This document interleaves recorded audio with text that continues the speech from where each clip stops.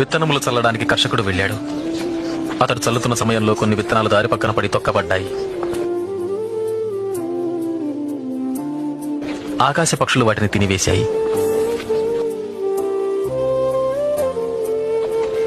మరికొన్ని విత్తనములు రాతి నేలను పడ్డాయి. మొక్కలు ములిచినను చెమ్మలేనందున ఆ విత్తనములు ఎండిపోయాయి. మరికొన్ని విత్తనములు ముళ్ల పొదలలో పడెను. ముళ్ల పొదలు వాటితో మొలిచినందున వాటిని అణచివేశాను. ఇంకొన్ని విత్తనములు మంచి నేలను పడినవి. ఆ విత్తనములు మొలిచి పెరిగి నూరంతలుగా ఫలించెను. విత్తనము దేవుని వాక్యం.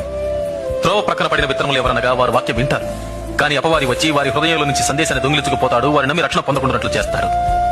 రాతి నేలను పడిన విత్తనములు ఎవరంటే వారు వింటారు, సందేశాన్ని అంగీకరిస్తారు కూడా, కానీ వీరు లేనందున కొంతకాలం మాత్రమే నమ్ముతారు. ముళ్ల పొదలలో పడిన విత్తనాలు ఎవరనగా వారు వింటారు, కానీ ఈ జీవన సంబంధమైన విచారముల చేతను ధనభోగముల చేతను అణచివేయబడి తద్వారా ఫలింపని వారు. మంచి నేలను పడిన విత్తనాలు ఎవరనగా యోగ్యమైన మంచి మనసుతో వాక్యము విని హృదయములో భద్రపరచి దానిని అవలంబించి ఓపికతో ఫలించువారు.